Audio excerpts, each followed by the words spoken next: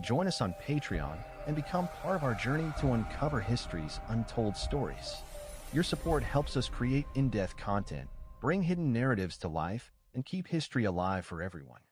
In the mountainous highlands of East Africa, cradled in ancient traditions and oral storytelling, lies one of the world's most captivating and mystifying religious heritages, Ethiopia's Judeo-Christian legacy. Known for preserving some of the oldest biblical texts, Ethiopia remains a treasure trove of sacred literature and lore, much of which diverges in compelling ways from Western biblical narratives. Among the most enthralling of these divergences is the Ethiopian version of Genesis, particularly its stunning interpretation of a question that has haunted theologians, mystics, and scholars alike. Did angels once interbreed with humans? Long before European scholars could even access complete versions of the Book of Enoch or the writings preserved in Guizi, the ancient liturgical language of Ethiopia, Ethiopian monks and scribes were transcribing and preserving stories that most of the Western world had either forgotten or deliberately excluded from canon. The Ethiopian Orthodox Tewahedo Church is one of the only Christian traditions that includes the Book of Enoch as part of its biblical canon. This text, often considered apocryphal or pseudepigraphical by mainstream Christian denominations, forms the backbone of the story concerning celestial beings, angels, descending to earth, captivated by human beauty, and interbreeding with them, thereby giving rise to a race of giants called the Nephilim. The idea that divine beings mated with mortal women is first hinted at in Genesis 6 verses 1-4 in the Masoretic text. This brief and cryptic reference says, "The sons of God saw that the daughters of men were beautiful, and they took wives for themselves, whomever they chose." The offspring of these unions were described as mighty men of old, men of renown. But these verses are but a whisper compared to the Ethiopian version, which elaborates the story with shocking clarity and detail. In the Ethiopian Book of Enoch, also called 1 Enoch or Enoch in Guizi, the tale begins with a group of 200 angels, referred to as the Watchers or Iron, who descended upon Mount Hermon during the time of Jared, the father of Enoch.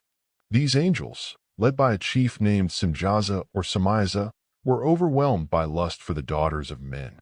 Bound by an oath, they committed themselves to a rebellious act against divine order, taking human women and fathering children by them. These children were not ordinary. They were the Nephilim, giants of immense size, strength, and insatiable appetites. Their hunger and violence overwhelmed the earth, eventually drawing the wrath of God. The Ethiopian tradition doesn't just treat this episode as a minor footnote in sacred history. It presents it as a cosmic catastrophe, a violation that altered the fabric of creation. The offspring of the angels and humans became symbols of corruption and excess. They taught mankind forbidden arts, sorcery, alchemy, weapon-making, astrology, skills not meant to be known by mortals. In Ethiopian lore, these were not just dangerous practices but initiations into a darker spiritual realm that corrupted human morality and destabilized divine harmony on earth. Enoch, the great-grandfather of Noah, becomes central to this divine drama. In the Ethiopian Book of Enoch, he is not just a figure who walked with God and was taken up without dying. Instead, he is a visionary and prophet, chosen by God to intercede on behalf of humanity and the rebellious angels. Enoch journeys through the heavens, encountering archangels and the divine throne, where he receives knowledge about the fate of the Watchers and the future of the world. He writes letters of judgment to the fallen angels, detailing their inevitable doom and the destruction of their progeny. In the Ethiopian view, the Great Flood was not merely a punishment for human wickedness, but a necessary cleansing of earth from the unnatural corruption brought by the angel-human hybrids. God's decision to flood the world was a divine reset, a wiping away of a cosmic misstep, restoring order to creation. And it is within this perspective that Ethiopia's unique theological position becomes strikingly clear. The union of angels and humans was not merely mythological, but a defining event in the spiritual and moral fall of humanity. This belief profoundly shaped Ethiopian Christianity.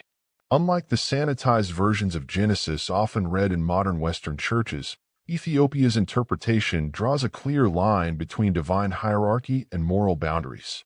The fall of the Watchers becomes a warning, a sacred reminder that there are cosmic laws which, when broken, unleash unspeakable consequences. In this theological framework, angels are not merely messengers but beings with agency, capable of sin, and therefore capable of judgment. Moreover, the Ethiopian story parallels and sometimes even anticipates themes found in other ancient Near Eastern traditions, like the Mesopotamian Apkallu or the Babylonian tales of demigods. But Ethiopia's preservation of these themes within a Christian cosmology is unique. The sacred Guizi manuscripts, passed down by monks from the monasteries of Lake Tana to the hidden rock churches of Lalibela, kept alive a version of biblical history that most of the world lost after the Council of Nicaea and other ecclesiastical reforms streamlined Christian doctrine. In recent decades, the rediscovery of the Book of Enoch by Western scholars, particularly through the Dead Sea Scrolls, has revived interest in these early Judeo-Christian traditions. What astonished many was that while fragments of Enoch were preserved in Aramaic and Greek, a complete and living version of the text had been preserved uninterrupted in Ethiopia for centuries. It was not just a document of faith, but a portal into a different theological imagination, one that offered answers to ancient questions that had long been dismissed or overlooked. Did angels interbreed with humans? According to Ethiopia's sacred writings, not only did they interbreed, but their actions nearly led to the unraveling of creation itself. The Ethiopian Book of Enoch does not treat this story as allegory or symbolism. It is a historical and spiritual reality embedded in the very foundations of their sacred narrative. To the Ethiopian Orthodox faithful, these writings offer not just explanations of ancient mysteries, but profound warnings about the nature of divine order, justice, and the cosmic cost of disobedience. Ethiopia's version of Genesis invites us to look again at familiar stories with new eyes. It challenges the sanitized traditions of mainstream religion and reintroduces us to a vision of the divine that is raw, mystical, and deeply moral. In doing so, it reclaims the ancient voices that Western Christianity left behind and reminds the world that history, like faith, is never a single story but a tapestry of voices, each thread preserving truths too powerful to be forgotten.